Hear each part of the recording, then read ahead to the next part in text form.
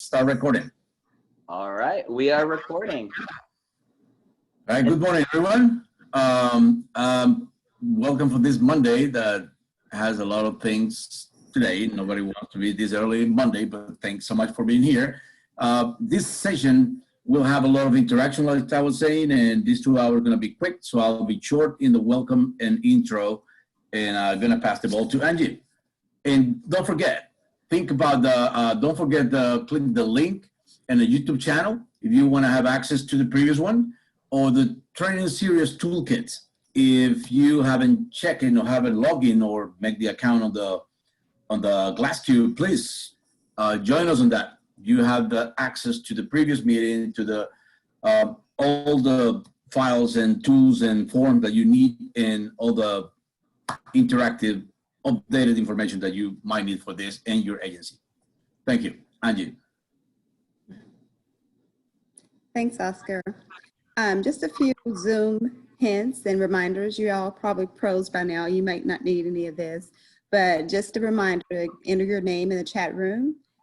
Press escape to exit the full screen.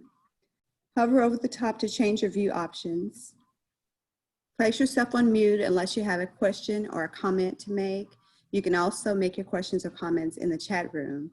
And as a reminder, the meeting will be recorded and available to share after this session. Next slide, please. So just quickly, to mute or unmute yourself, you can go to the left lower screen where Oscar is pointing, where the microphone is. Next slide.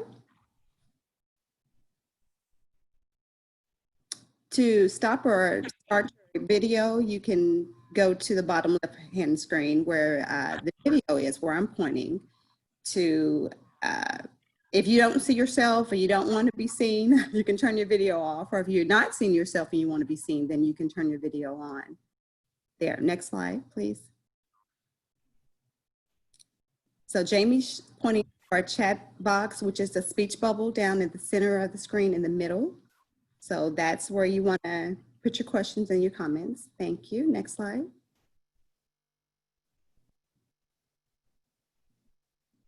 And to change your view options, Oscar's pointing to the gallery view options where there's those three, like the Brady Bunch screen, the 3 rows of 3 boxes there.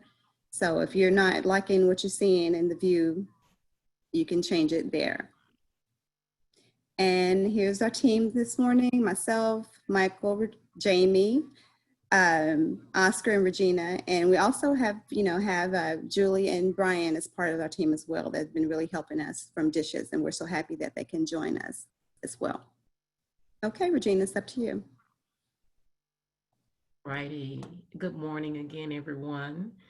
And as you know, it's for those of you who aren't familiar, newly to joining us, the administrative agency staff will be renaming you, not renaming you, but adding a tag to your name, which will include your agency name.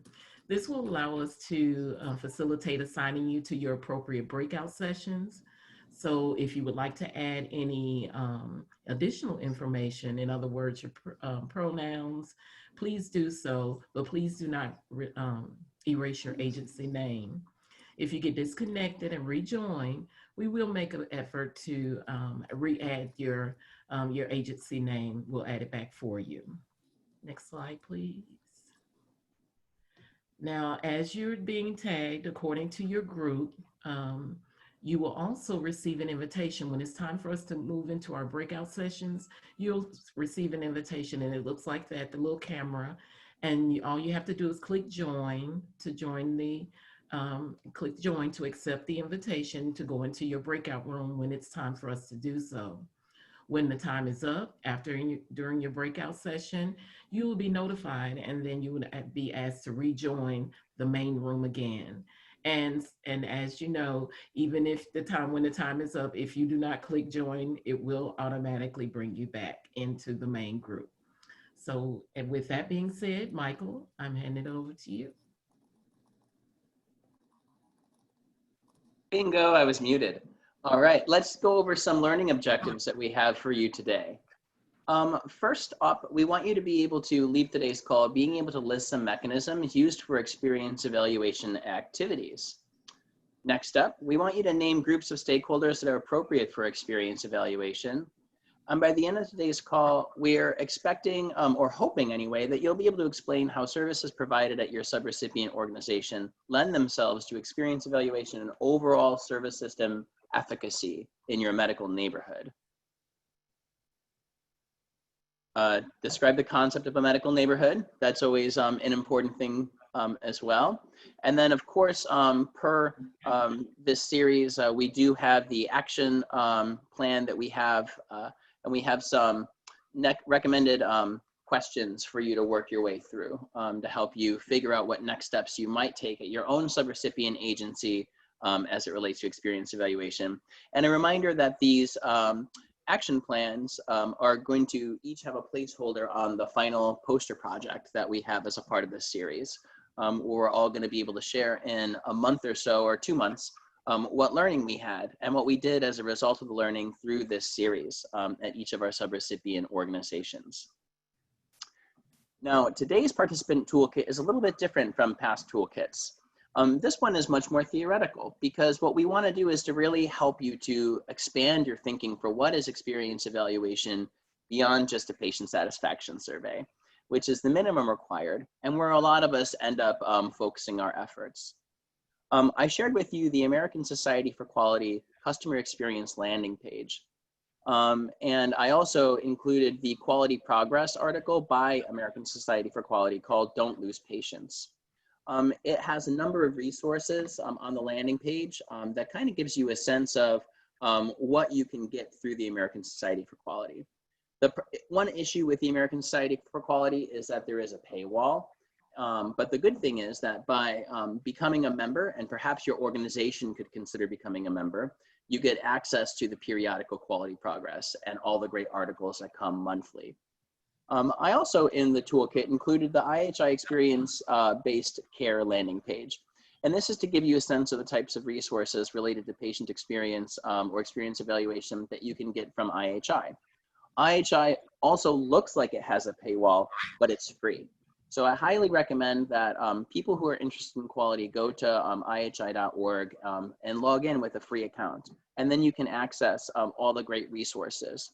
And we included the experience-based care and co-design case study as a way to show the types of resources and the quality of those materials, but also to help you to think about your own experience-based care and co-design in your own subrecipient agency. Bear with me, we have 2 more.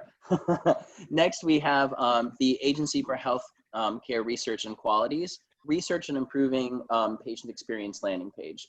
This group is huge and prolific, and I'm sure many of you have heard of ARC before, but this also gives you a sense of the types of research and findings that they've had as it relates to patient experience. And then finally, an article by Health Affairs on patient engagement in research. As with all other toolkits, we recommend that you peruse these materials at your leisure. We also have the slides for today and the action plan included in the toolkit. And as Oscar had mentioned, the toolkit is something that you should have received an email. If you pre-registered before, I think around 3 p.m. yesterday is when I sent gathered the names. So if you didn't get the toolkit, if you registered after that, just put a note in the chat box, and Regina will be able to add you, we'll to Glass Cubes, and we'll be able to also send you the toolkit and an email after today's session. So that was quite a mouthful, and let me let in Kat. And with this, I'm going to turn it over to Oscar as I open up a poll. Thank you very much, Michael. As soon as we want to know how involved, how much you are connected with we are saying. Maybe you are pros on this one. Look at the first question. You'll say, I have a clear understanding of what it means to evaluate experience. And the second question of my organization values provider a consumer perspective on care delivery as a vehicle to drive meaningful improvement from those perspectives. Right? You want to know your status on that. client experience that we're going to call it. You could maybe label that as a client satisfaction survey or any other title that you might want to have in your agency, but it's exactly the same. All right. Here we are, and you're not closing that, right? Yet. Well, wait. Go ahead. the issue was, I think one of our co-hosts accidentally hit stop polling. So I can relaunch polling, or we can go with the answers that we have here. What do you think? Let's go with the answer that we have. We have, yeah, let's, it's already closed, all right, yeah. Okay, we have 13% of you in full agreement on the clear understanding of that client satisfaction and the agreement at 38%, but interesting enough, it's somehow, and maybe it's 50%. Well, you are the lucky ones because you're gonna have the clear understanding after this section for sure. So, and it's interesting how we actually measure that dynamic, because keep an eye on this, something is coming, quality experience, that we're gonna have a section for that after this, updating you what's the client experience dynamic that we're gonna be having. The question number 2, if your organization actually do something to improve the quality of service after this surveys that you run, 88% of you actually utilize those surveys, that tool, to improve the quality of service you provide, either for the RWHAP clients or for the whole clinic or for the whole agency itself, without the connecting with the RWHAP only client. That's actually a good news. So any other comment, Michael, on that? Something interesting on these 2 questions that really caught my attention? And the first one, and the clear understanding, is like half and half. Well, to me, I think the interesting thing from my perspective is that this is a really common issue, right? There's a huge commitment organizationally and even personally. Like, we've already explored through this series that most of us get out of bed in the morning, excited to do our work or ready to challenge ourselves in our work. So, in terms of thinking about, what to do with this, we're still unsure. So it's a really common place to be, where we value input, we value feedback, we value the experiences, but we don't necessarily know how to measure that or what it means to engage with people in this space. So we're really excited to bring you today's webinar. And Jamie's going to kick us off by talking a little bit about some different ways to measure experience. Thanks, Jamie? Michael. Yeah, thank you. So there's a lot of different ways to evaluate, to do experience evaluation. And so we can think about, how do we tie that into our work, right? The measurement piece, valuing that feedback and so forth. So here's just a couple of examples: comment boxes, satisfaction surveys, focus groups or listening sessions, kind of a town hall format, and then key stakeholder interviews. So I think in the coming slides, we'll kind of dive into each of them a little bit more. And I think something that's interesting is you can think of these experience evaluations not only for clients, consumers, patients, but also for staff. And I think that's something to keep in mind. So one of the things with comment boxes, it's really important to set expectations for the people filling those out, and then also for how the system responds. And sometimes comment boxes can sort of be that space, a target for all the rotten tomatoes. And, human nature predicts 95% of what's submitted will be negative. So you can kind of think of the space as an area for some of the red flags to be tracked and followed, but they don't necessarily have to be things you need to run to address. And in one of those ways, you can set expectations for the people completing them, and also for the system and how it responds, is to consider allowing the folks who submit a comment to leave their name and contact info. So that way you can build trust, you can do follow-up, so forth and so on. And lastly, it's important to have written instructions and a process to help your staff and your clients set those expectations. Thank you. I might need help advancing. No worries. Thank you. Okay, so the satisfaction survey. So this is something that's the most common, and a lot of folks are probably super familiar with the satisfaction survey.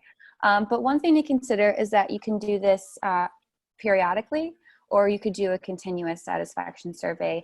And they both have a role, and we'll sort of cover both continuous and periodic in the coming slides. One of the key things is to base your survey on validated questions. There is a science to experience evaluation and to creating surveys. So you want to be really intentional with the way those questions are structured, and that will help with what Michael was speaking to in terms of like, how do you measure experience evaluation? And also variable interpretation would lead itself to invalid survey results. So it's important to test those questions. And lastly, be judicious. Less is definitely more when it comes to these satisfaction surveys. Yeah, you know, in terms of thinking about variable interpretation, you know, an example would be, you know, a question like, I had a great visit with my provider today. Well, when we think about when people come to see you at your shop, a lot of times they see more than one person, right? So in terms of thinking about the way that the consumer then interprets that question, what provider am I talking about? Am I supposed to do this overall? Is it just my medical doctor? I spent the most time with my case manager.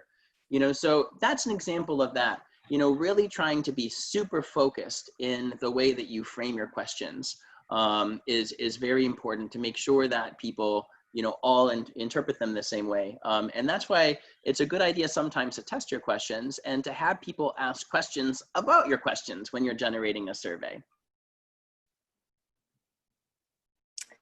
So let's look at continuous surveys, that type of satisfaction. And this is something I think we've all gotten a little bit more familiar with, you know, if you think about going to the airport. So I'm in Atlanta now, and I've been in that airport a lot.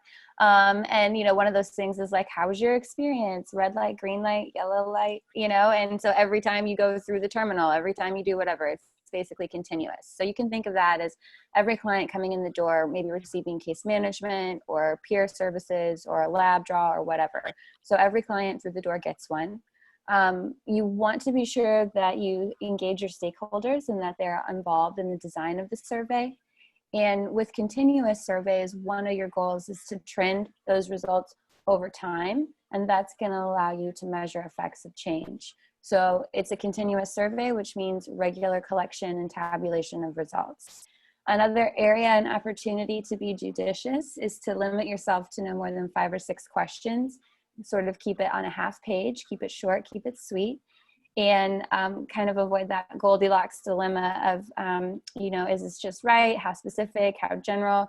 Really sort of knowing your purpose with the intention of that continuous survey and what you're wanting to glean out of that. So this is something care team members can talk about, and they can talk about it with patients, what they find interesting, what they find compelling.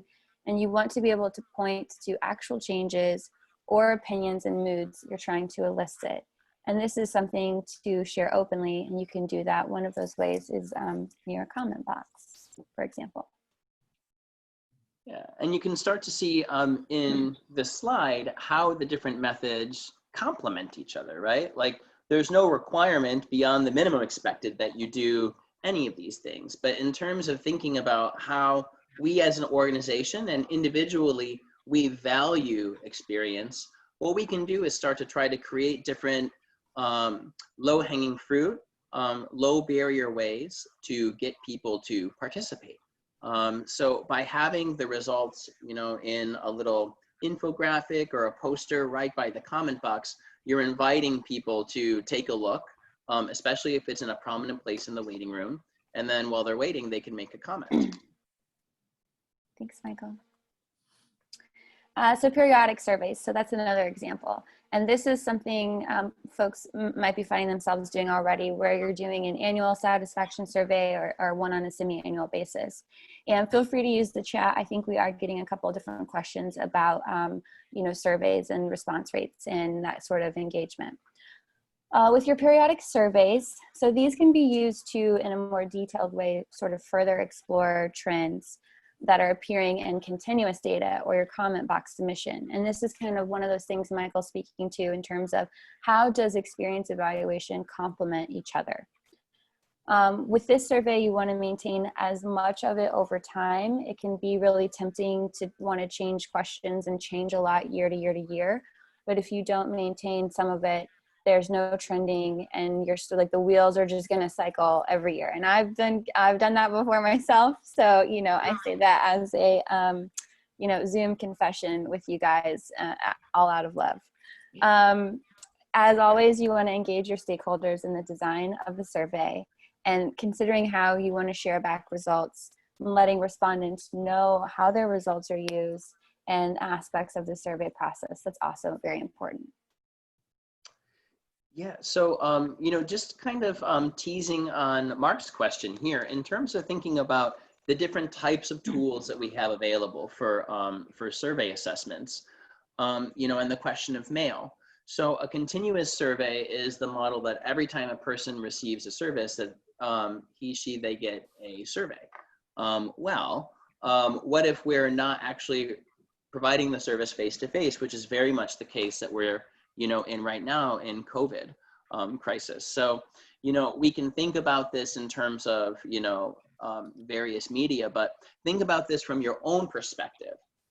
What seems reasonable to you as a human being who goes to the doctor or goes to get different services? What is the right amount? You know, like, do you really expect or want to be receiving packages in the mail all the time, or how many emails, or by social media? This is one of the reasons why designing the entire experience evaluation process and then, you know, drilling in on its components with stakeholders is very helpful, because then you get a sense from them, you know, what are their, you know, sensitivities, or what is their best way to receive this type of information. Because otherwise you end up spinning plates and kind of chasing your tail, trying to get more of these in, when, you know, you might end up having a mismatch where, you know, it's easy and straightforward for you to do something, but that's not going to ever work for your clients. But you won't know that unless you have a conversation with them and involve them in the creation of your process.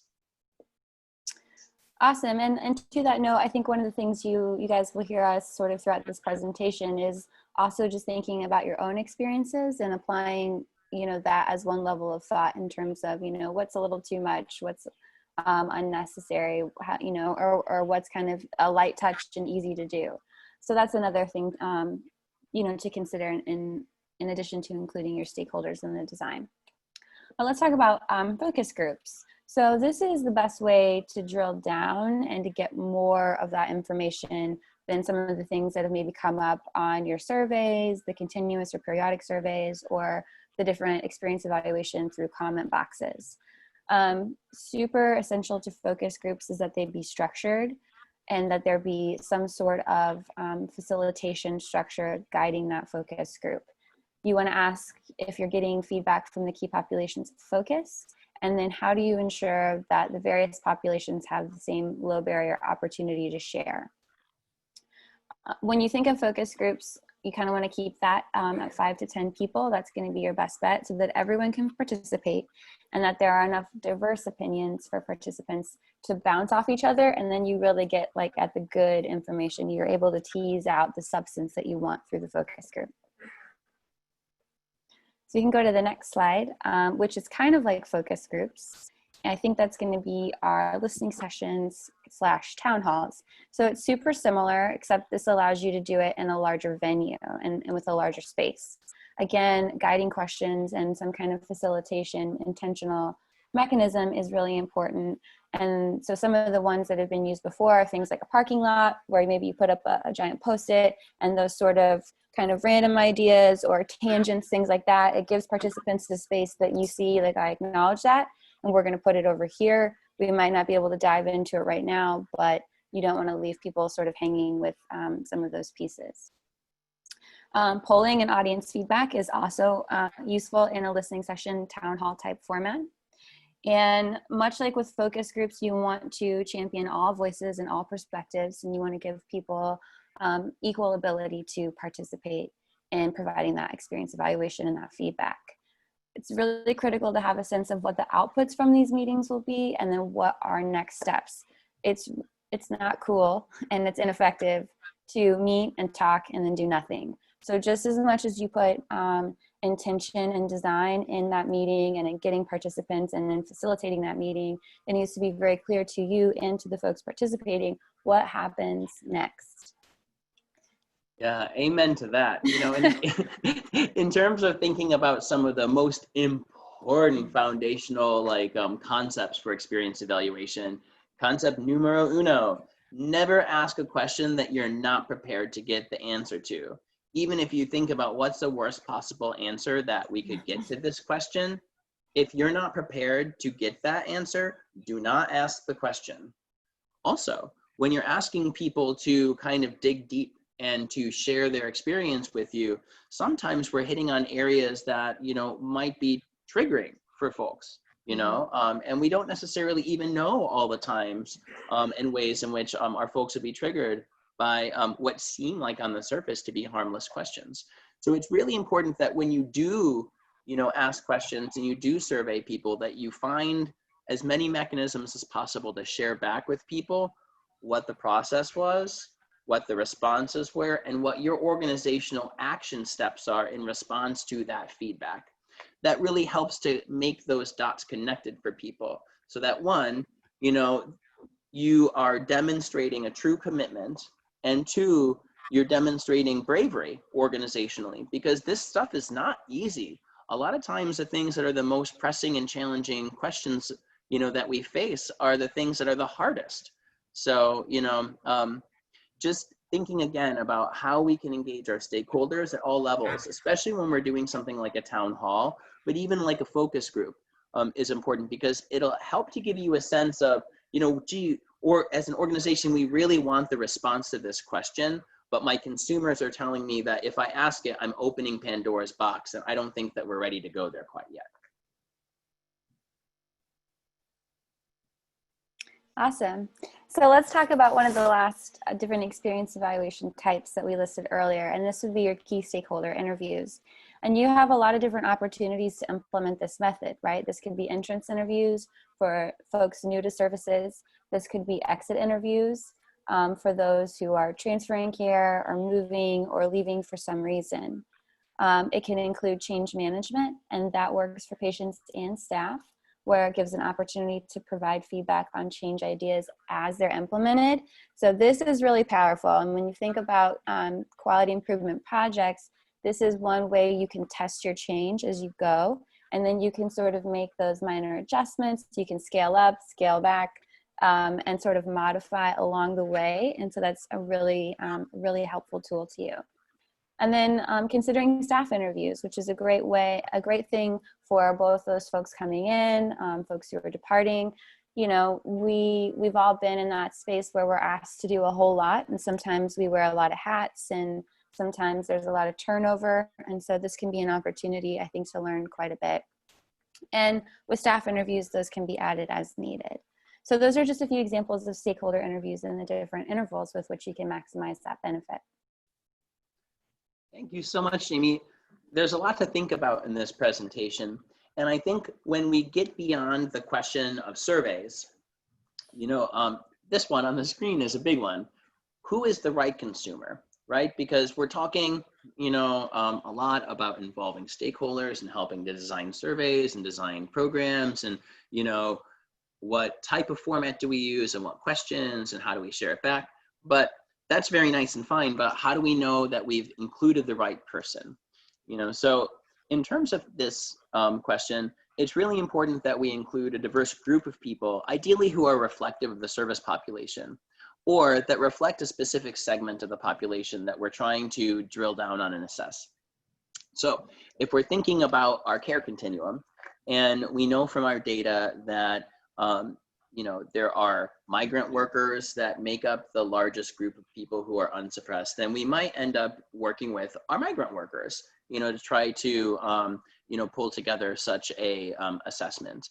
You know, or, you know, we try to get as many different points of view and voices to the table as possible. You know, and there's the question going back to the beginning of the epidemic about people who tend to be gay white men, you know, a lot of times being very interested in kind of crowding the co-design space and making sure that there's still room for, you know, people from other lived experience appropriately to be a part of these conversations as well. What this next point is one of the more important ones, and we're going to talk about this in a minute. Activated patients. really are the ones that we should be aiming for. And those are the patients that are able to consider experiences of others beyond their own lived experience. Not only are they able to advocate for themselves, but they're able to think outside their own walls and skin so that they can really make a contribution that is coming from community and not from an individual voice. And we're going to explore activation in a moment. And again, thinking about people who are not afraid, this is kind of built into activation, but you know, it's a special thing when people aren't afraid to ask for help, training, or additional resources. You know, we use a lot of acronyms, as we know, since we're mostly Part A folks. This comes up a lot in planning council, right? You know, like new people have a hard time, you know, with the learning curve and kind of acclimating to the conversation and all the language.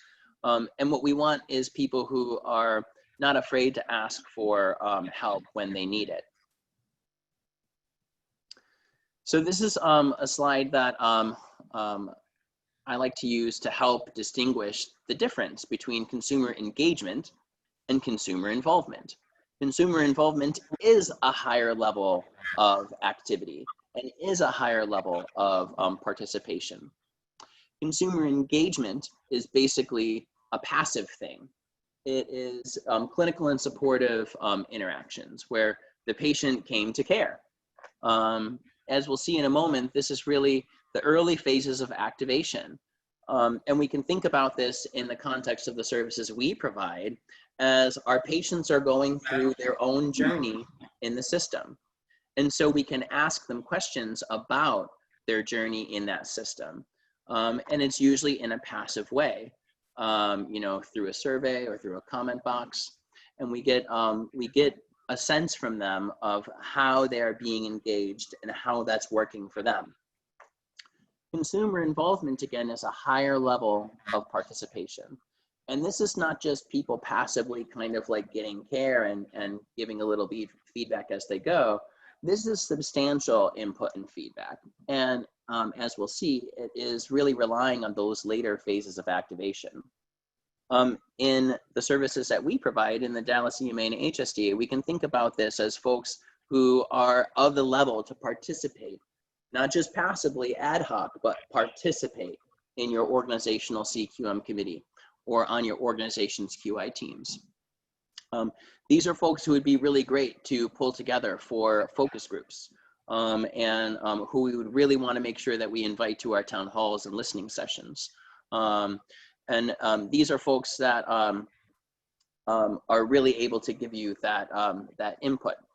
So another way to think about this is if we're trying to, you know, find the right consumer for projects, if we have support groups are great to kind of like hover in and ask people about, you know, surveys. Like I'm sure that you've seen our surveys. Have you responded to them? You know, what would make you respond to them? Why don't you respond to them? You know, how do you want to get the feedback when you complete a survey? What's your expectation? Asking questions like that of a support group is appropriate. You're not asking them to go too far outside of their level of comfort, and you're not asking them to think outside of their own walls. To find folks for consumer involvement activities, you can start at a CAB if you have one, you know, or you can, you know, work with your QM team. So like the idea is here, you know, you usually find a consumer that is someone who is known by a provider as someone who is relatively activated, and then you invite them to these level engagements. So when we say the patient activation measure, it's a proprietary thing that was created by Insignia Health, but I don't think that you need to use the specific framework that they use or their assessment tool. This is more a sense, right? So level 1 are people who are predisposed to be passive. Level 2 are people who are building knowledge and confidence. Level 3 are people who are taking action, and level 4 is really pushing further beyond just you know, their own health-seeking behavior and wellness activities, but thinking about their community as well. And in terms of the way that we interact with folks, you know, and the way that they interact with us, all we need to do to understand this is to tap into our own humanity And it may not be your own lived experience, but you can think about experiences of people that you've cared about as well. So you can also think about this beyond HIV. So thinking about someone who just got diagnosed with cancer, you know, what's that like? Well, for a while, they have a hard time interacting with the doctor. You know, it sounds familiar for HIV as well, right? They just come and get their care, but it's pretty passive. And it takes time for them to build that knowledge and confidence, to ask questions. You know, like when the doctor is talking at you, you know, for a while you just kind of sit there, but eventually you end up getting to the point that you feel confident enough to ask questions back to that doctor. Only by the time that you're getting to level 3, where you're starting to come with lists of questions for your doctor, where you're really engaging in your healthcare, are you getting to be to the point where you are able to be more involved as a consumer. So I hope that this framework is helpful for folks. Again, you don't need to use the proprietary measure. You don't need to use a proprietary tool. All you need to do is to tap into your own humanity and to observe the way that people are responding and interacting with you. Are they engaged in this care, or are they ready to be more involved in their care and in system co-design? So with this, I'd like to turn it over to Regina to introduce our first subrecipient spotlight. Oh, actually, Regina, before you do that, I have another poll that I would like to sneak in, if that's okay. That's just fine. Okay. So since we've been talking about the different types of experience evaluation that we have, what we wanted to do was to get a sense from you, you know, what types of experience evaluation that you might have in place. And in terms of the various models or modes, like what types you use at your organization. So we'll just leave you a moment or two to fill out these polls. I will check my waiting room.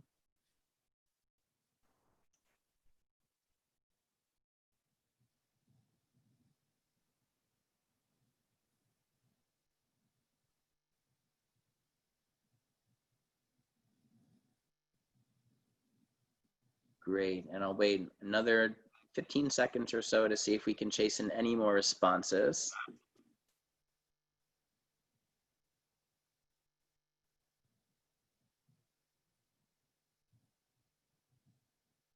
Okay. All right, I'm going to end the poll and share these results. So it's really cool.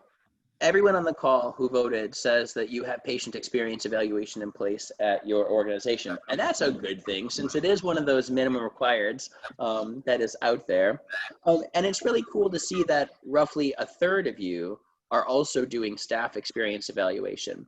And while we won't have much of a chance to drill into that too deeply today, I think that this is really interesting and encouraging information for us to have as a system, to think about different ways that we can organize learning and networking opportunities to share what type of staff experience evaluation we have in place and what the outputs are. Now, when we go down to question 2, not a surprise that for the most part, the things that we have in place are satisfaction surveys. But we do have some limited experience in our network on focus groups, town hall style engagements, and key stakeholder interviews. And as we move forward in today's conversation and through the spotlights and into the breakout, it'll be really cool to hear you unpack this and discuss what exactly it is that you do at your organization, what your thoughts are on the quality of those you know, opportunities and engagements, and then what possible next steps you would have. So thank you so much for participating in this poll. And now I'll turn it over to Regina for the recipient spotlight. Regina? Thank you so much, Michael. So today we have Louise Weston Farrell, and then from Health Services North Texas, and Kim Albar. And I apologize if I chopped that name up, Kim. I apologize for that. Louise is the Director of Programs, and Kim is the Quality Coordinator. Ladies, if you'd like to take yourself off mute, and we can begin.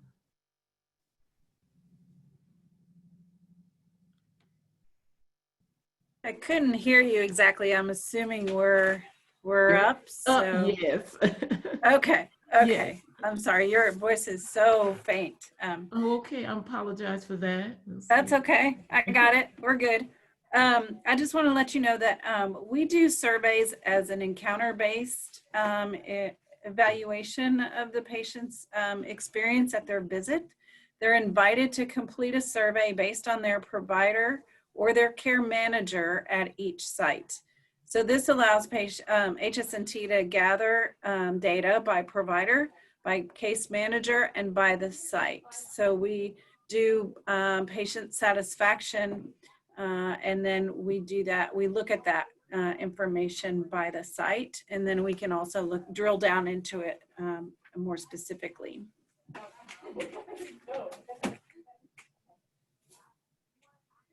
And then we developed our experience evaluation. Oh, hold on. Here she comes. Okay. We developed our experience evaluation by researching other FQs surveys that they have. We have a work group that helps generate the questions for it, and they meet annually or as needed to revise the questions as needed.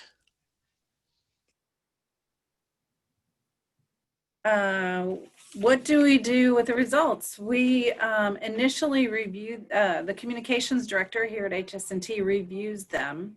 The summary of the results, including free text patient feedback, is presented to HSNT's leadership team and the quality committee. These results are also reported to the governing board on a quarterly basis in more aggregate form of a score. And then patient feedback is reported to the appropriate department for review. Okay. And then what changes have we made based on these experience evaluation feedback? We've added services. Provider issues have been addressed. Hours of operations have been adjusted. Patient appointment scheduling had been streamlined. And more recently, we're actually in the process of changing from a call center model to a pod model based on patient feedback.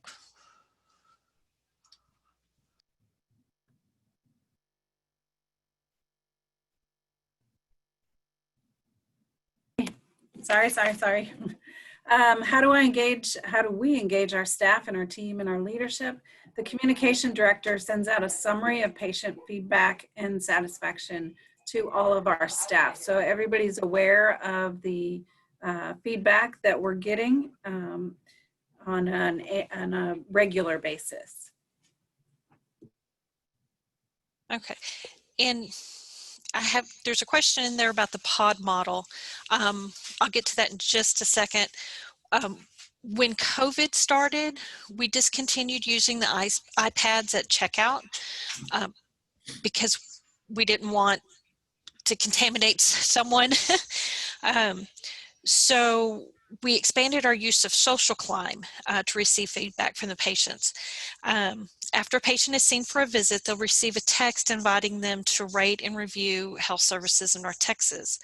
This only goes to patients that are web-enabled and have not received a survey in the last 90 days. That way, if they're coming every 2 weeks for something, they're not getting a survey every 2 weeks. Now, the pod model is it's new for us. We're still in the process. Right now, we'll have a provider along with the MAs that supports them, front office, care management, behavioral health, even the medical records and referral clerks are in with the pods. That way, when a patient calls, once this goes completely live, which I believe will be this week, when a patient calls, are they new or are they existing? And the new patient will go to a patient services coordinator, and they'll do all the things that are needed for a new patient. If they're an existing patient, they're then asked what site that they typically go to. And from there, it'll ask, do you need a new, to schedule an appointment? Do you need a refill? Do you need to talk to the medical staff? And the call will be routed appropriately. That way, their call is going to the MA that handles things for their provider and not an MA that's at some other site that they never see. Is that about all, Louise?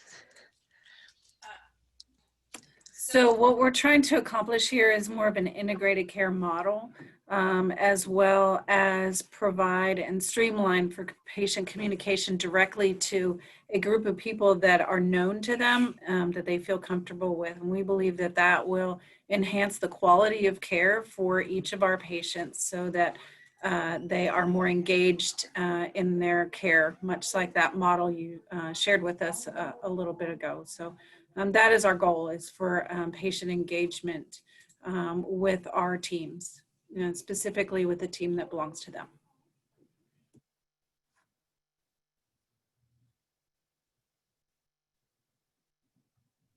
So I think that's all we needed to, that's all we were going to say. I think we're good. Wonderful. Thanks so much. And I was busy setting up the breakout rooms, but I saw that Julie had made a comment. You know, I'd love if anyone from either the county or the state wants to provide some reactions before we move to the next section. Well, it's interesting to see the process. I mean, it's very well established. It has a very nice flow and structure. You can hear Kim displaying basically what's the flow of the people coming. Is new, is not new, and that's actually, I mean, it very well seen. I mean, congrats. That's pretty cool work. All right. In every 90 days, it's just interesting how the patient actually respond. Like 3 months ago about the meeting that, or the session they had, or the treatment. Okay, I wonder how effective it is, that, and the response rate that you have after 90 days. So they're queried right after their visit, only if they've been queried more than 90 days ago. So it's not like we capture somebody who had an appointment 3 months ago. We capture somebody immediately after their visit, but the system knows how to sort out those people that were queried. So somebody came 2 weeks ago for something and they're having a checkup. If they were queried 2 weeks ago, the system isn't gonna query them again. So they filter out anybody who has been queried in the last 90 days and then query them immediately after their visit. It's kind of a random selection. What study is that? Social climb. Wonderful. Yeah. That's really cool, because it shows that you've actually thought about what this is like, and you kind of asked yourselves, like, probably, what is a reasonable, you know, amount of time between surveys, you know, so that's really, really great that you have that in place. So I'm going to move on and turn it back over to Jamie to talk a little bit about experience evaluation and PCN 1502. Jamie? Awesome. So let's think about, in relationship to PCN 1502, how are we sort of maximizing experience evaluation to open up that dialogue that leads to improvement? We can go to the next slide. So just as a friendly reminder, PCN 1502 does provide guidance as to CQM performance measurement, right? And that can be quantitative and qualitative. So Ryan White funded service categories, and again, this is going to be EMA wide. So this is all non-medical case management, or all outpatient ambulatory, or all dental. It's not just at your agency. So if for that service category, more than 50% of the EMA is utilizing that service, then the minimum expectation is that there be 2 performance measures for that service category. If utilization is between 15 and 50% of the EMA, then the minimum expectation is 1 performance measure. For the funded service categories, where it's fewer than 15% of the aggregate EMA utilization, there's not necessarily a minimum HRSA expectation in terms of performance measurement being required.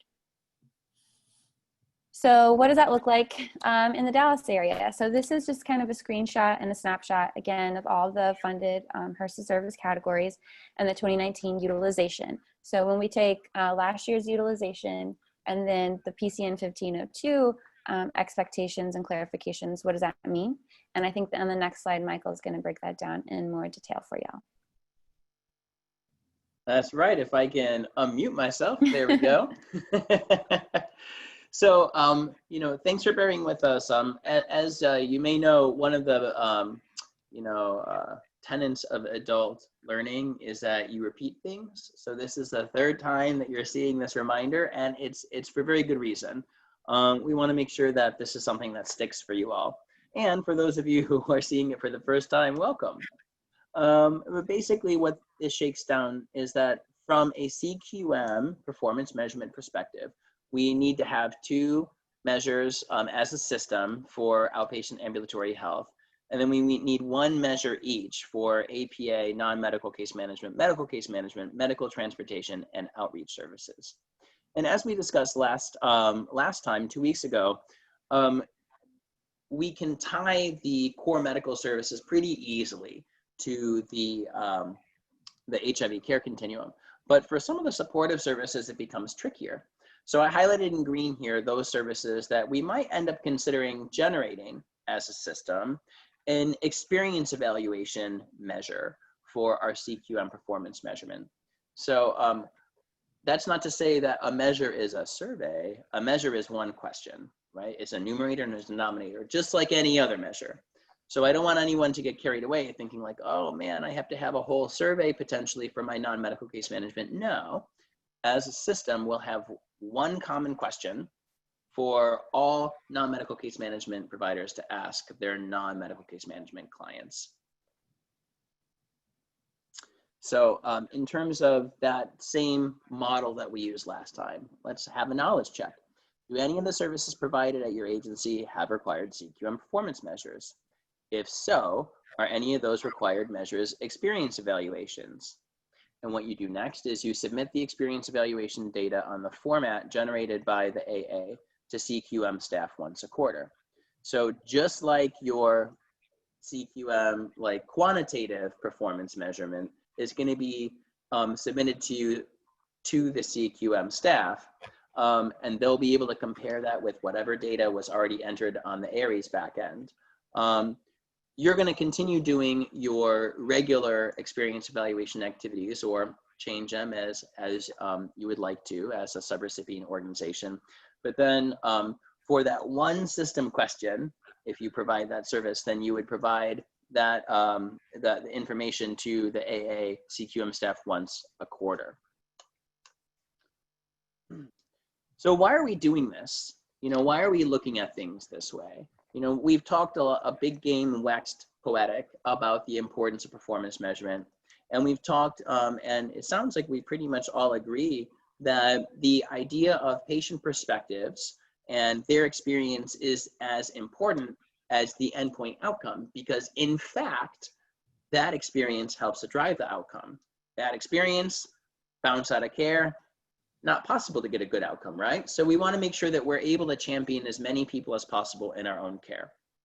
But when we think about, you know, our system, we need to think like a system. And that means sometimes getting outside of our own organizational walls and to think about the way that the services we provide complement and build into the larger system.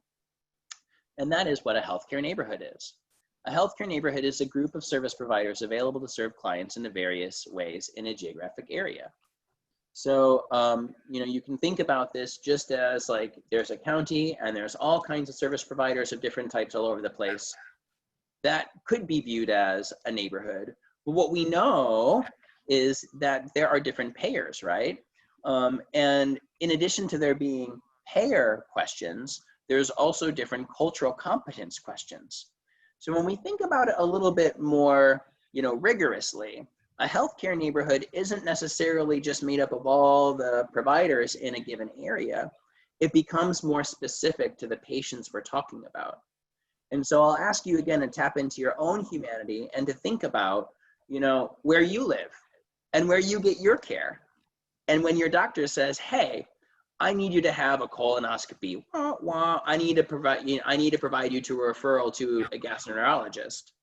Most of us have the opportunity to select which gastroenterologist we'd like to go to. Why would I pick a specialty that was going to tie my tongue? But I did it anyway. Anyway, you know, you get the point. The idea here is that, you know, there's choice involved. And choice has to do with our values. It has to do with our culture.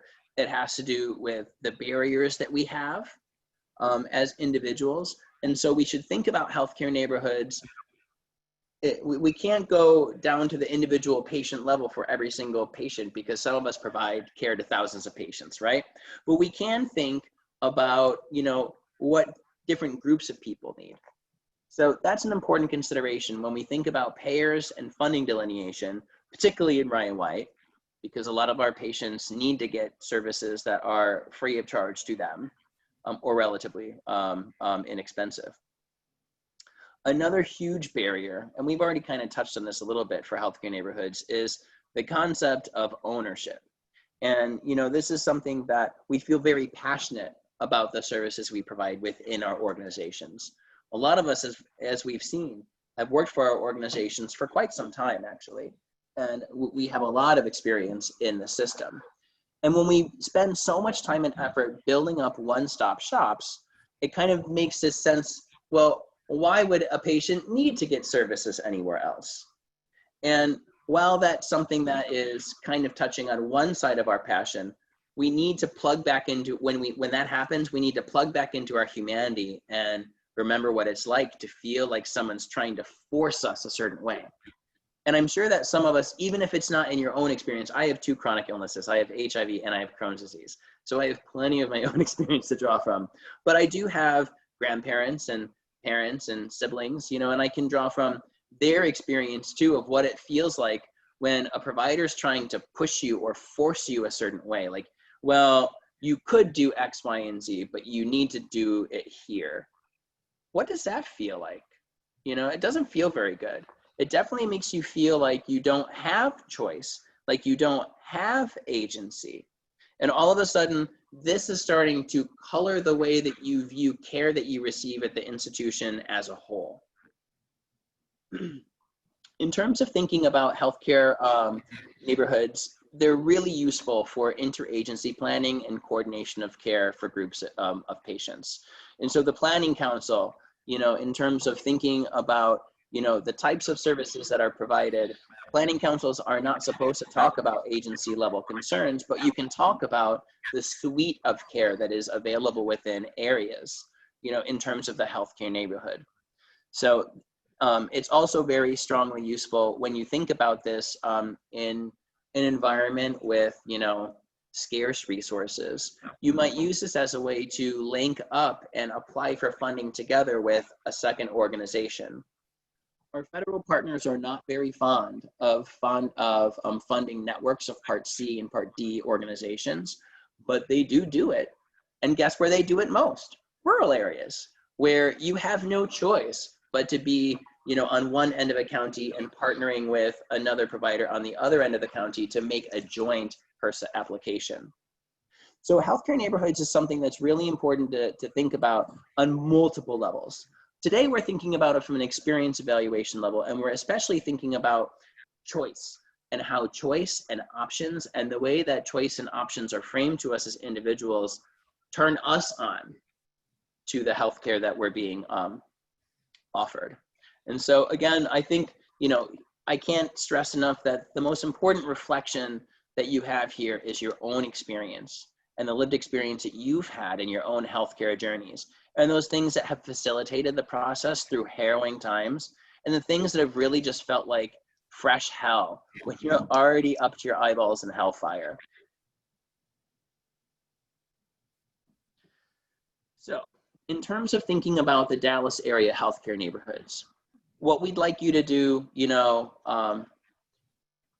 just as a thought exercise, and then also just kind of to keep this in your pocket as you go, is to consider the services you provide and to compare them with the complete needs of the patients and clients that you serve. Aha, this is starting to sound like a needs assessment almost, right?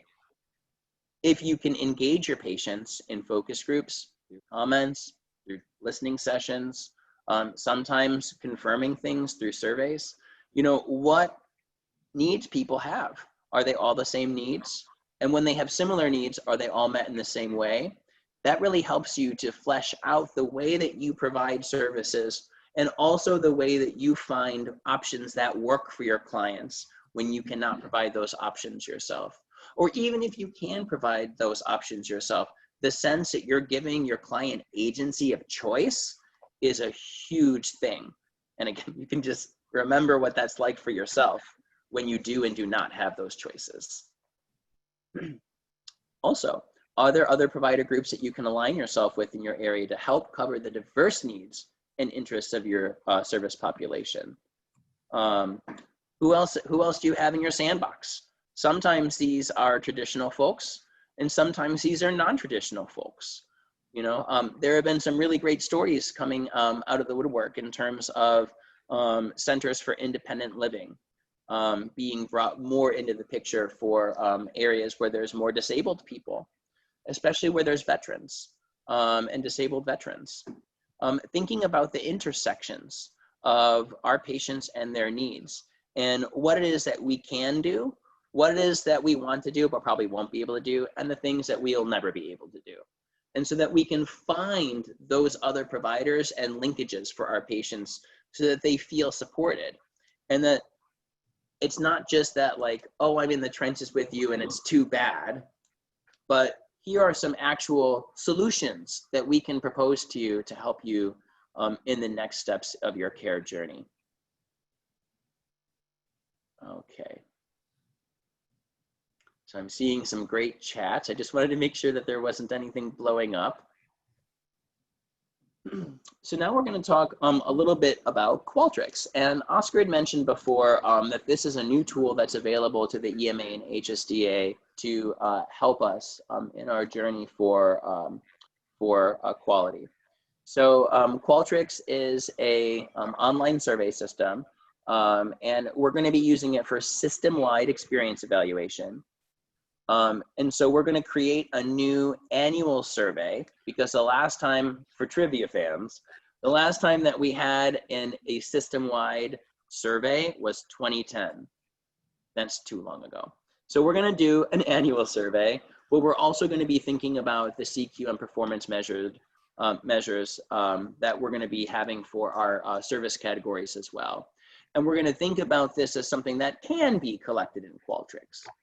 So, you know, we're going to be, you know, talking in the breakout and, you know, with the external committee and with our other stakeholders as we develop this process, keeping in mind the fact that you are all already doing surveys, how we can complement with very minimal interruption to your, you know, regularly scheduled program and activities, but so that we can meet these new expectations that we're setting for ourselves as a system.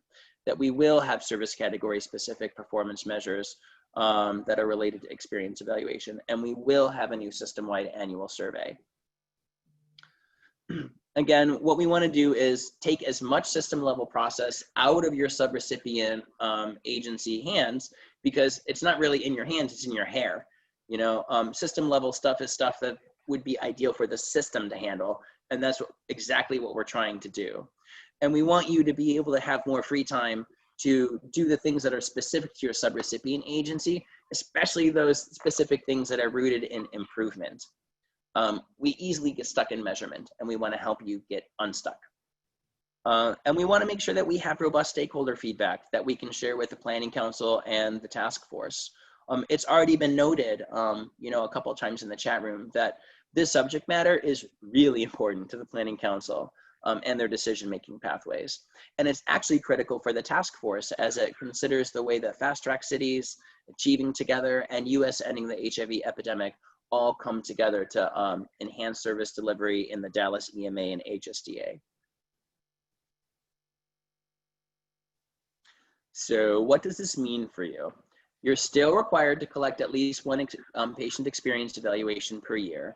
And in terms of thinking about you know, how you do that, there is coaching and TA available from the CQM team. And also Jamie and I are available through the CQM team as well if you really want to get in the weeds around this. For those of you who are funded, you know, to provide a service where we're going to have this measure, you will be required to report that measure quarterly. And again, just remember that this isn't a survey. This is a single question that you're going to be asked to send the results to us once a quarter. And, you know, nothing is perfect overnight. And so we expect that there will be kinks in this, and we're going to be patient with ourselves as we implement it. So, you know, I just wanted to say that as well. And then finally, when the EMA and the HSDA conducts its system-wide survey, I know the team will be grateful for your support in helping to share the messaging and to encourage completion. It's likely going to come through the form of an email link or a link that can be shared through social media and various formats as appropriate and as aligned with the way that you already engage with your patients. So, oh, one more thing to note. Everyone is focused right now on surveys, and that's great. And you can consider adding another component if you want, or you could say, you know, we've done the survey for a long time. Maybe this year we'll do a focus group. So related to that first bullet point, you're still required to conduct at least one patient experience evaluation per year. It doesn't necessarily have to be a survey.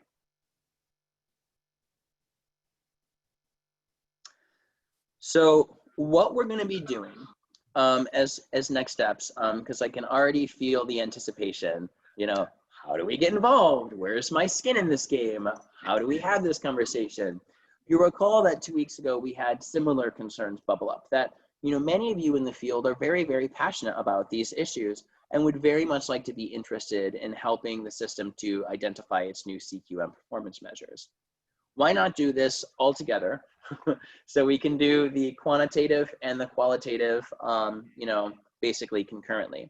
So we're going to be generating a survey to identify who from your agency, if anyone, there's no requirement, but this is your chance to meaningfully, you know, weigh in on how the system is designed. But we'll send a survey to see who from your agency, if anyone's interested in helping to develop the measures, and we'll deploy the survey within a week. Based on the survey and how it comes back, we'll generate work groups to help form these measures. And so we'll have one that's more quantitative and one that's more qualitative. We know that many of your agencies provide multiple services that will have CQM performance measures. So there's no pressure to limit yourself to just one. If you have a medical doctor who's like super into performance measurement and wants to weigh on an OHS, great. If you have you know, a case management director that really, you know, is interested in surveys, super. There's no limits here in terms of thinking about all hands on deck and who wants to be involved in helping to establish our system.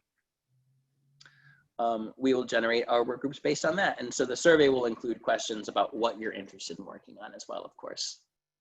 And then I should note that, you know, we're going to be focused on our CQM performance measures first, but we will eventually be developing that annual survey. And so additional work groups will likely be formed down the road, and you'll be re-invited if you have the time and interest at your agency to participate in the development of this system-wide survey that we'll be putting out.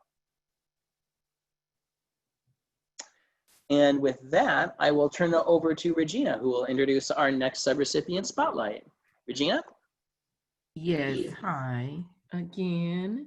So now we have Ms. Norma Peel Brown, who is the compliance officer and the CQM coordinator for Cali Clinic in Sherman, Texas.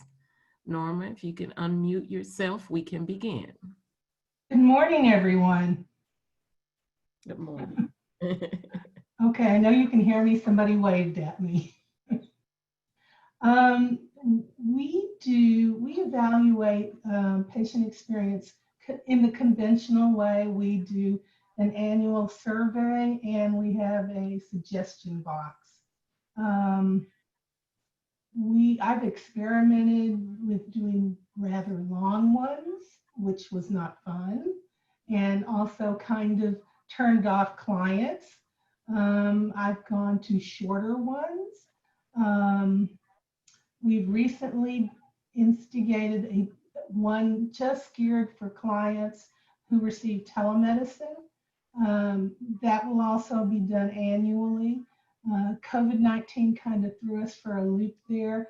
So rather than provide the, for telemedicine, provide the survey immediately after their experience when they come in and utilize the telemedicine equipment to connect with our Dallas doctor, we do it immediately after their phone experience, and the medical assistant kind of walks them through that. So that's kind of hitting up some of the changes due to COVID-19. One of the things that I am planning to go to is, rather than a paper form for the experience, to utilize SurveyMonkey. What I found is the paper experience puts a lot of work as far as Excel spreadsheets, developing cute little graphs. I mean, what I've done in the past is, on the results acquired through the surveys, I develop a pamphlet or a booklet to present to our CQM committee and to staff, so they can actually see what the results were. But I kind of like to let technology work for me and do it through SurveyMonkey. So how do we engage staff and team and leadership? Staff, every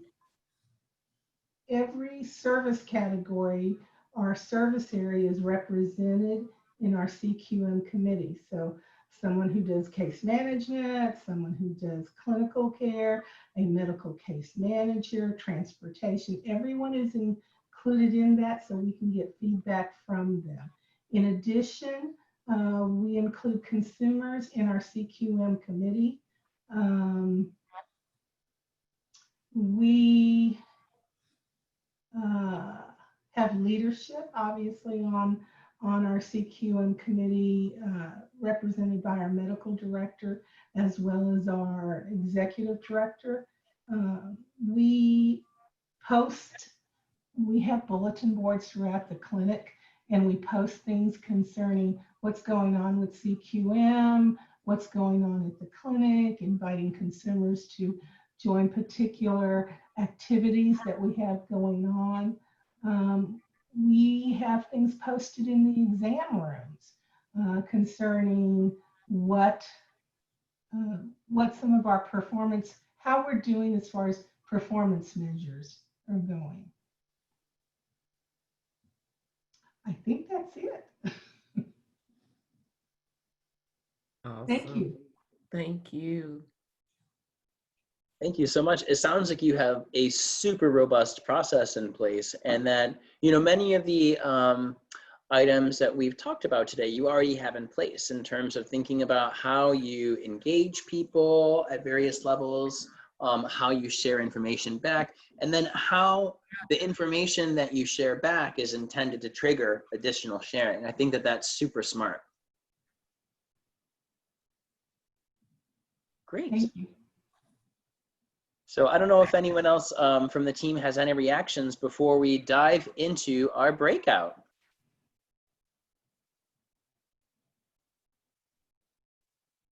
You know, let's break out. All right. So I have made my assignments, and I'm going to open up all the rooms in just a moment. So please stand by.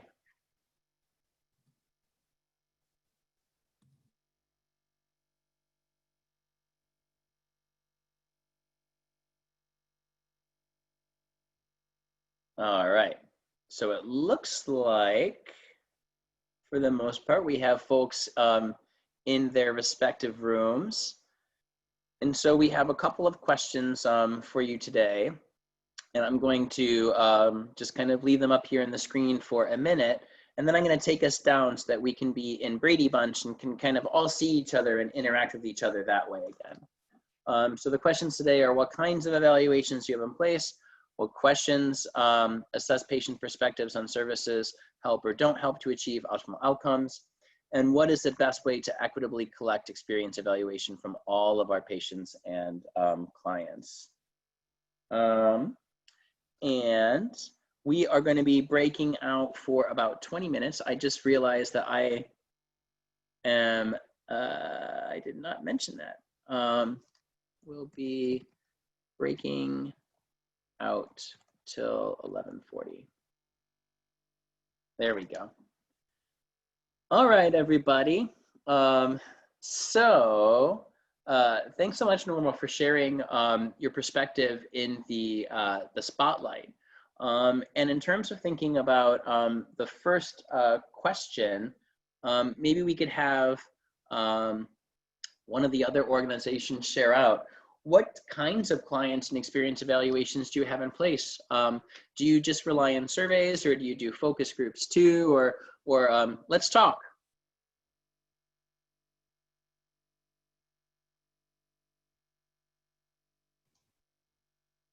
Oh, Michelle, you are muted. Oh no. Hi. Hi. I guess I could go first. I'm with Brian's house, and the way we do our surveys, we do an annual survey, and how we do it is just paper format. Due to, our clientele, it's just hard for them to get to technology. So we always have to do it when we have them available, or they're coming in to visit with their case managers. But for us, technology, we've tried it, but it just really doesn't work for our agency. So I wish now with this whole COVID situation that everybody's a little bit more technology savvy. That's probably something that I would probably want to introduce this year to see how it goes. But for now, really the paper, that's what we've done. And we only do an annual survey. Okay, great. All right, who else wants to share? Hi, Hey, Mike. good morning. Yeah, recently in the COVID environment, went to town hall meetings to get feedback from our clients. We had 2 large, masked, properly distanced town hall meetings outside to get direct feedback from the clients so that we could adjust accordingly. And they shared, different concerns about some of the rules and changes that were implemented. So a town hall meeting was one way, a new way that we reached out to get that client feedback. Great. How many folks did you have at your meetings? I think that's really great that you were able to kind of say, come talk to us, and they came. Yeah, we had on average about 45 people at those town hall meetings, and they sat properly distanced, and everyone wore a mask, and we took questions and answers. We provided them information, and then we took the questions and answers. Great. Now, in terms of thinking about this style of engagement, especially since it was a first, do y'all have like a newsletter or social media? And if so, did you share information back about the town hall and what happened and what next steps there are? Absolutely, and that's brand new. Our first ever newsletter was produced, and we'll be talking about that improvement that in our quality management meeting, how that newsletter has had an effect on the clients in that regard. So a newsletter was followed up, and during the testing, we make certain that we publicize any COVID-19 test results as a whole.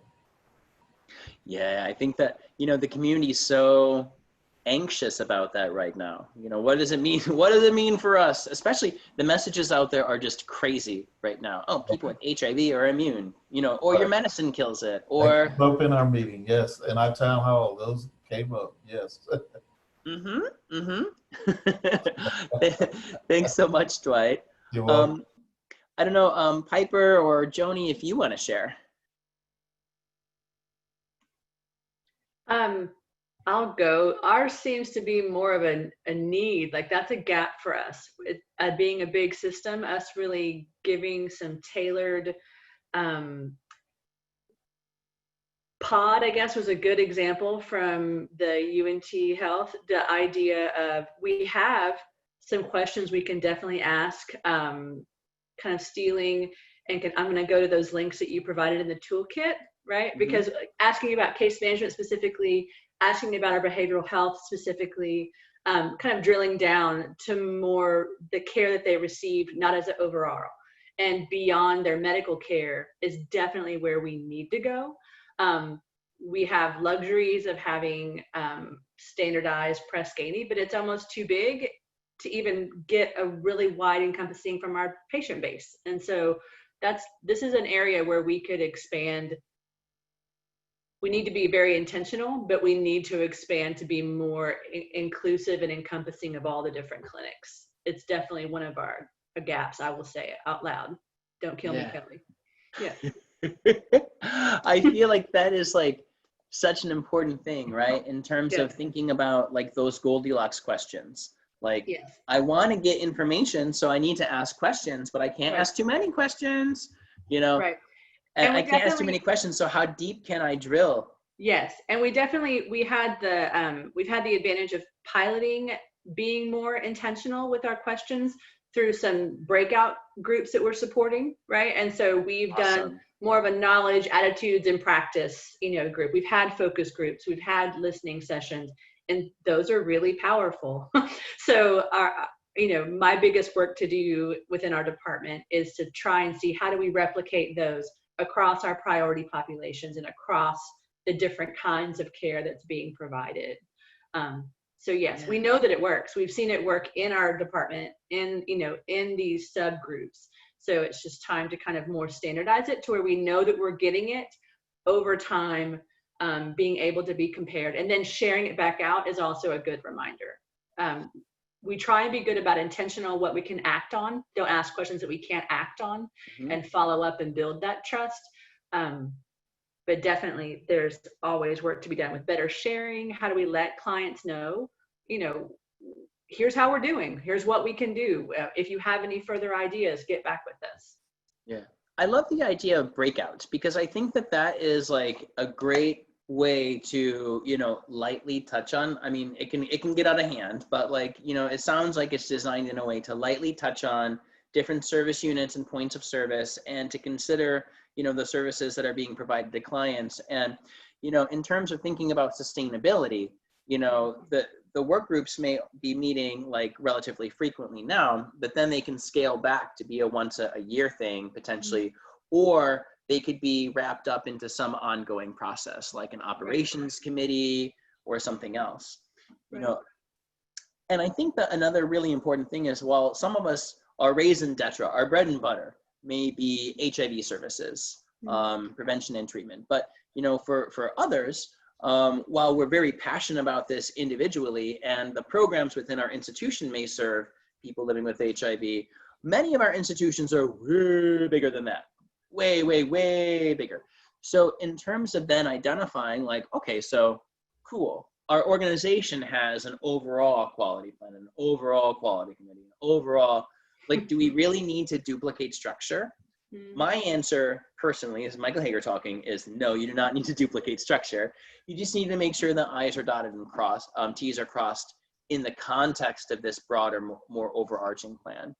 And I think that the point that you're raising, about like the Goldilocks question might be helping these work groups to determine what are these things that are the things that are important overall from an organizational standpoint, and what are the things that are more important to the individual services that are being provided.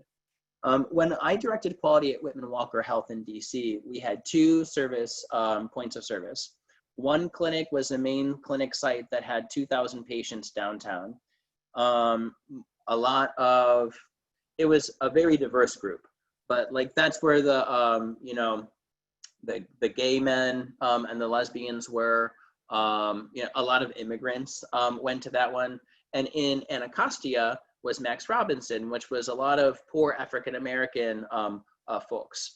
And like in the end, human beings are human beings, but the way that people view themselves and view the services and view the environment varied significantly from one service site to another. So we literally created, for STD checks, the same continuous survey was in place because the cultural conditions and questions and concerns were equivalent. But in terms of care-seeking behavior and the patient-staff interactions, that was very different from site to site. So we actually created 2 different continuous surveys for Max Robinson versus Elizabeth Taylor Medical Center. God, that's a gay name. Gotta love Dubba-Dubs, Whitman Walker. Yeah, so just in terms of thinking about, those are some really great nuggets to nibble on as a work group. What are these things that really need to be equivalent? And what are these things where we can allow ourselves to have variation? And then what can that tell our system if we're having 2 different surveys at 2 different points of service, and then we're seeing different levels of improvement, or maybe one's really struggling and the other one isn't? That gives you a lot of really cool information to then explore in greater detail with more consumers or more staff, or to go ahead and say, this is a major aha, we're making a change, babe, and just going with it. All right, Joni, I don't know if there's anything that you want to add from your perspective before we move on to the next question. And I'm glad that you're able to join us today, Joni, without being up and down and up and down and up and down. I've really felt for you the last couple of calls. Okay.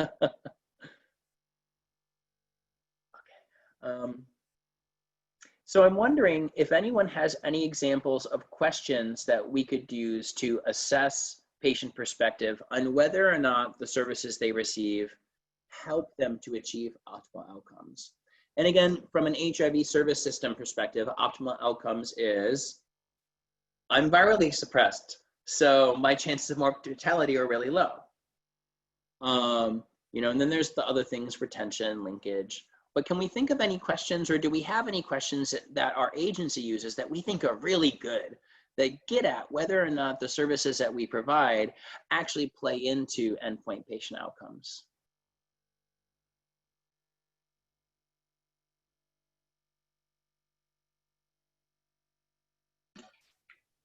I guess I'll go on this, and I have family doing all kinds of things in the house, so just be prepared. I cannot rationalize what happens behind my head. We feel the love. Thanks.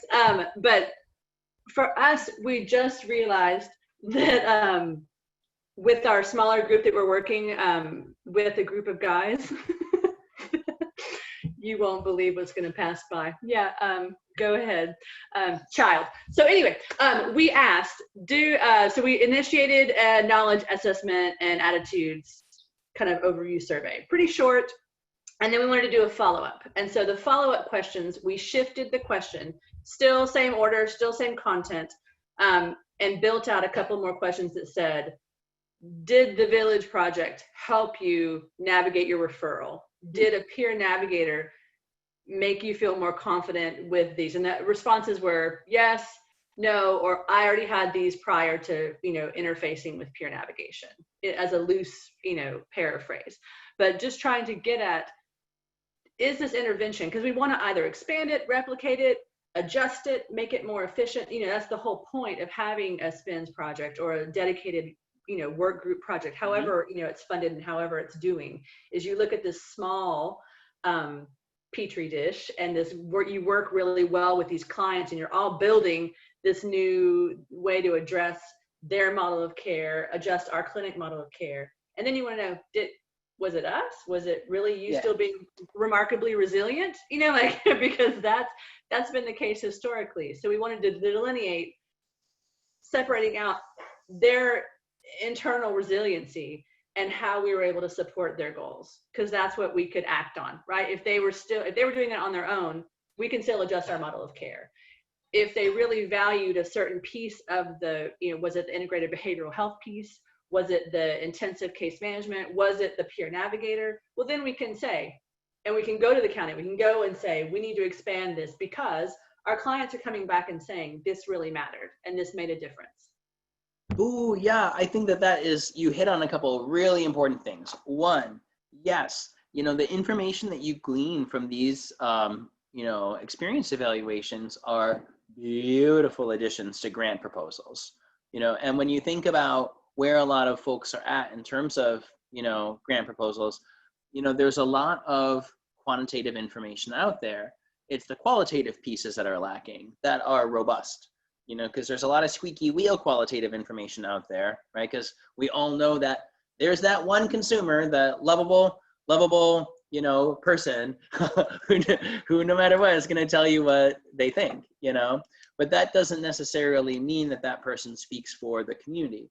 In fact, we can get ourselves in deep doo-doo as a system if we only rely on that one voice and assume that they speak for the community, because sometimes they totally are the opposite from what the main community thinks, and they are stirring pots, or there's something else going on.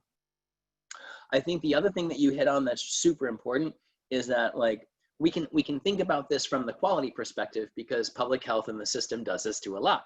We have our own ideas as subrecipients. We are passionate as subrecipients, and we have been working in the field as subrecipients for a long time organizationally, and sometimes even as individuals. And it's really frustrating when the county or the state comes along and they're like, we have this new initiative that will seek to retain people in care. And then all of a sudden they be taking the credit for all of the work that you've been doing over many years. And they're like, look at what we achieved in 6 months. And so I think that the way that feels as is the same point that you're talking about, Piper, that you don't want to take credit for your patient's resilience, right? That's you want to help to improve and enhance and empower their resilience. So I think that, the point of this question in the breakout really was to make sure that we're thinking about these issues, that there are some nascent traits that our patients have as human beings. And what we want to do is control for that somewhat, and not just make sure that oh, yes, our patients are resilient. Oh, our patients aren't resilient. And, then making choices and changes based on the wrong thing. All right, we have 5 minutes left. So the last question is, what is the best way to equitably collect experience evaluation from all of our patients and clients?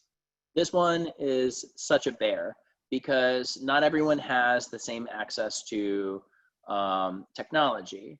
Not everyone has the same comfort level with technology. And then when we think about paper, it's COVID times, quarantine times, and it's not really the time to be going and, do that. Yeah. So I don't know, Norma, if I think you did, what you wrote in the chat room is really great too. And I think, I don't know, do you want to share?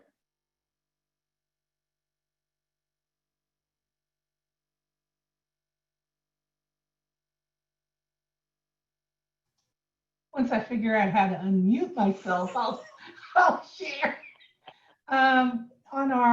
We just recently added a couple of new questions. We really haven't gotten anything back, but our provider wanted to see, how they're doing during COVID-19, how we can help them.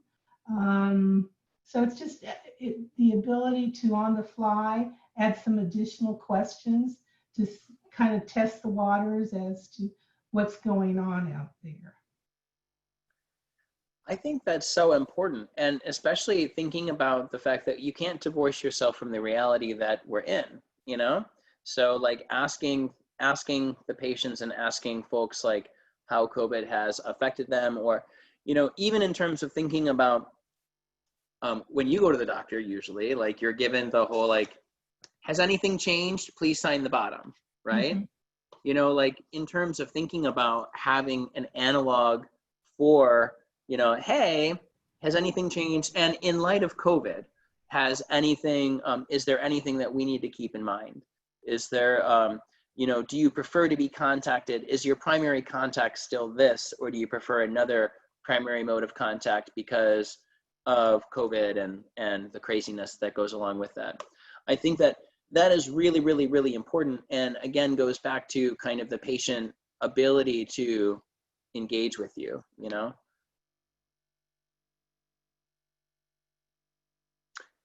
Joni, do you have any perspectives that you'd like to share? You've been very quiet today.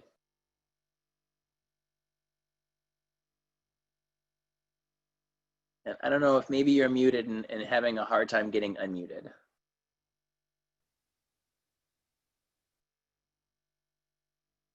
David, as a relatively newcomer to the county, I'm wondering if you have any reactions to the conversation and any thoughts that you'd like to share.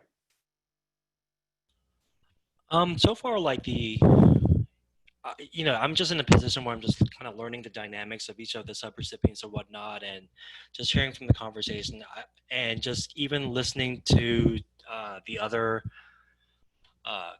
counties and administrative agencies throughout the conference or whatnot. Just that engagement piece with the clients to the subrecipients and having them give some kind of form of feedback, whether it be through a survey or collecting that data. It's definitely a challenge. Even from my past experience working in nonprofit, as a grant manager or whatnot, and working with the programs teams or whatnot, it ultimately falls in you can't force someone to take a survey. You can't force certain things upon the clients.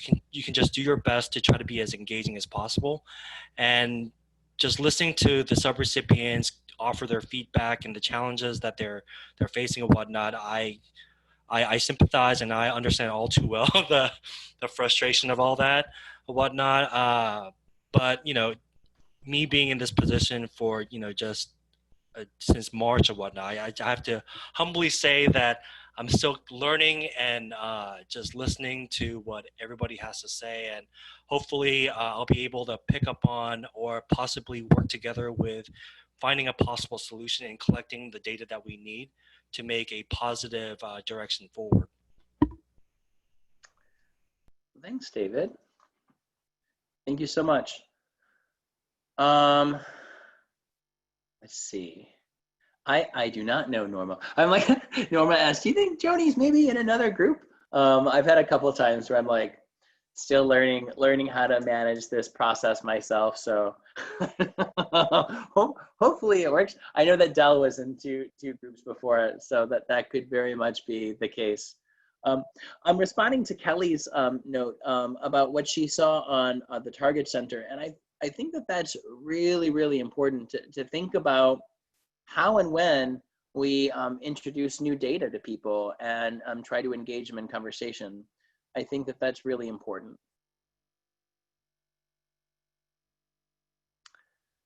All right, well, here's our Brady Bunch. Welcome back, everybody. Thank you so much for taking the time to do the breakouts.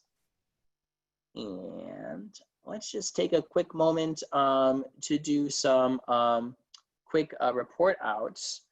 And Regina, were you in my group? For some reason, I don't think I saw you in my group. No, I was in the group I sent you a quick email trying to get your attention. Like, help, I'm in the wrong group. I'm in the wrong group. We were just joking about that before that. I'm still learning a little bit how to work this. So I apologize for that, Regina. That's okay. I can go ahead and take the report out for group one. Basically, we all talked about the different systems that we have in place. At Brian's house, there's an annual survey. The one thing that's challenging is the technology issue. And while they've tried technology, they have to rely on paper formats because the technology just hasn't worked out for their clients so far. At ASD, they have actually done 2 town halls since the beginning of COVID, which I think is super interesting. They also, in response to this, launched a newsletter where they shared information about what happened at the town halls and what next steps are that the agency is taking. Dwight mentioned that there were, on average, 45 clients per town halls, and they were socially distanced and wore masks. Thank you very much. And then Piper had shared that at Parkland, they are working right now to revamp their experience evaluation. And there's a good system level for Parkland, but in terms of the HIV specific component, they've struggled with the Goldilocks question that we were exploring before around how many questions and how deep do I drill. I think that their solution of having a work group is a really great one to basically have breakout sessions to help champion this process as it moves forward. The main points that we had for our other breakout questions, we're thinking about keeping in mind that we shouldn't take credit for our patients' resilience, and making sure that our questions aren't just probing at whether or not our patients are resilient, but rather whether the services that we're providing help to add to their resilience or to bring out their resilience that help them to achieve optimal outcomes. I thought that was a brilliant point that was made. And then the other thing to keep in mind is basically, COVID is in play right now, so that we need to have potentially some questions that assess COVID. So that's a group 1 breakout. Sorry again, Regina. I don't know, maybe we could have the report out from group 2.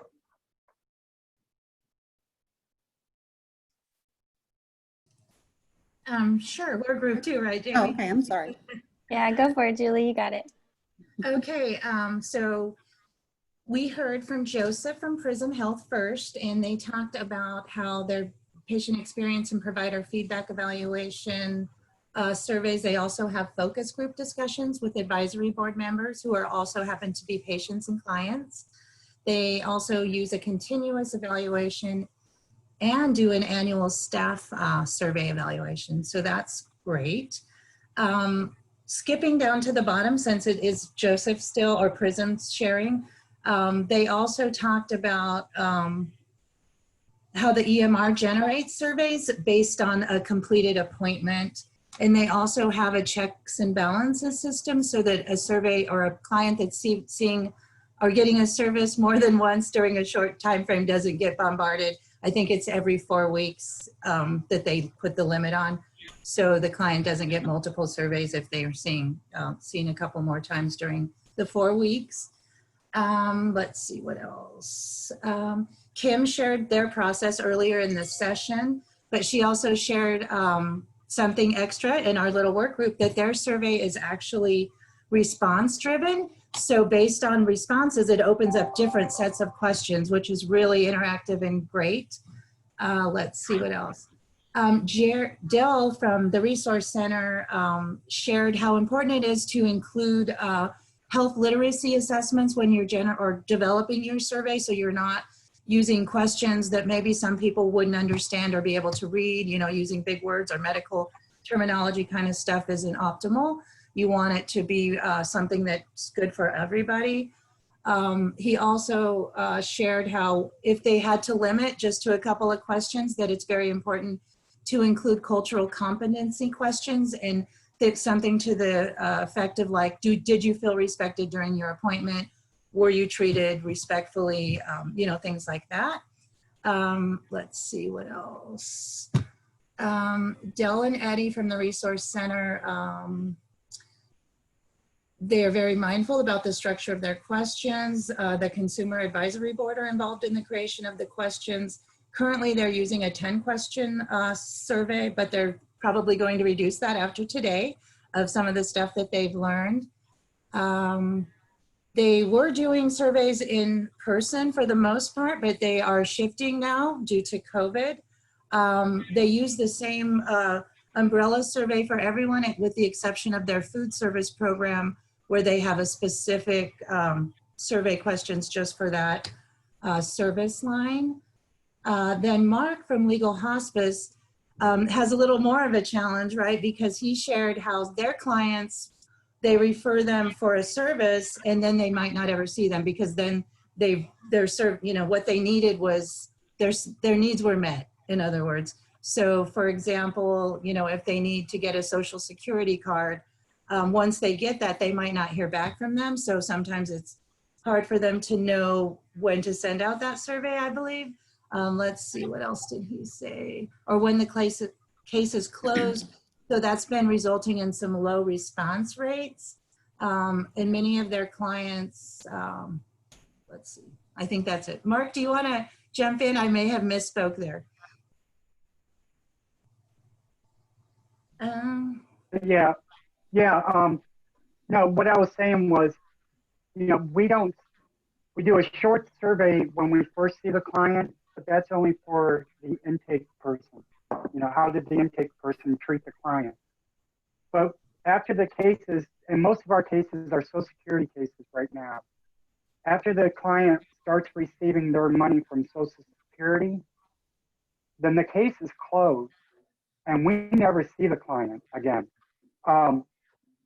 Even during the time that the attorney is working on the case, we rarely see the client because they can do everything over the phone with a phone call. So it's hard to do an in-person survey or hand out a survey if you never see them. So we wait to the end of the case and send out the survey then. But they've like, well, I've already gotten my service. I ain't going to bother with this. I never get a survey back. So that's what it was. Thank you, Mark. I think we also had some really good open dialogue about, and some of that came from Mark and legal, and I think some other examples were shared where sometimes you ask what type of improvements can be made and you get answers for things you don't have control over. So with Mark, we want the Social Security office to process this faster, right?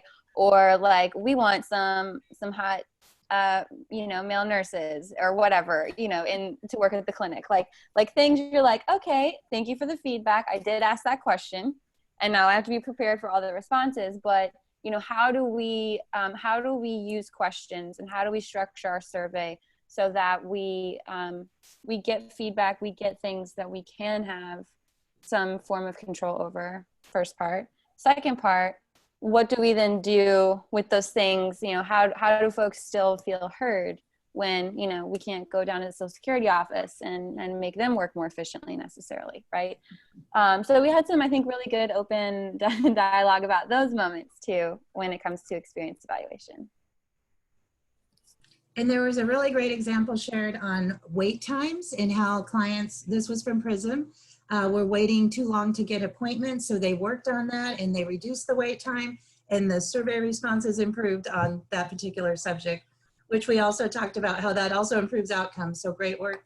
And I think that if anyone on our team, if I didn't represent you as clear as I should, please speak up and correct me. I do think, I'm really glad you brought that up, Julie, because the thing that was cool about the wait times was they talked about using a continuous survey, trending it over time, using those survey responses as part of a QI project, right? Which then involved, a team of people and other people. So that's, how are you measuring it? How are you sharing that information up and out? And then what does that look like? So I thought that was a great example of some of the pieces we had talked about earlier in the presentation. This Fabulous. is Dell. This is Dell, if I may. Norma gave a good hint of saying she collects data, plugs it into SurveyMonkey, and lets SurveyMonkey produce a report for her, which is actually something Eddie did and does here at the Resource Center. Is because we were doing anonymous but in-person surveys for the most part. We're a campus-based program. Most of our clients come to the campus with some regularity, but so that's not the case now, and we have to do things a lot differently. But if we do a mail survey, SurveyMonkey is a great way to analyze your data, even if you don't collect the data in SurveyMonkey.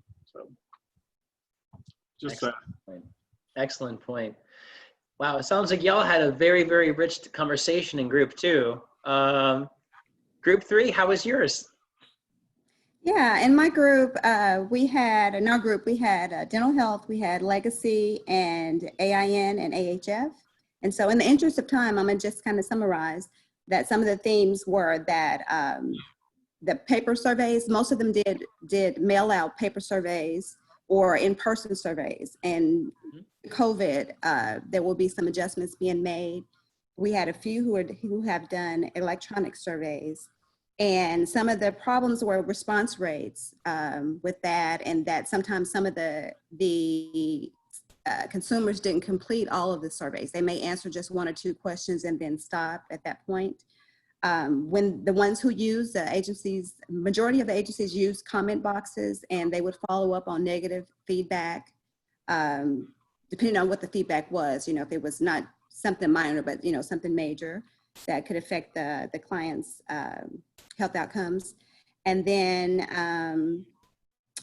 I believe AHF said that they have, they use their CAB as a focus group pre-COVID, and that they would meet quarterly. And so all of them are doing, you know, doing at least annual surveys, and some doing more often, and are trying to pivot during the COVID crisis to see what they can do to continue the surveys, even though they're not seeing everybody in person. I love it. I love the idea of using the CAB as a focus group, because that's kind of what they're there for. You know, in addition to helping to plan and program design, you know, to help unpack and to explore some of the nuances. Sometimes what you find in those engagements too is that the CAB is a limited group of people, and so you might need to generate an additional type of discussion or tool. Sometimes it's just like, all right, we have a town hall coming up in 3 to 4 months. We just want to make sure that we spend 15 minutes of the town hall on this, because this is a surprise to us. You know, so I love using the CAB in that way.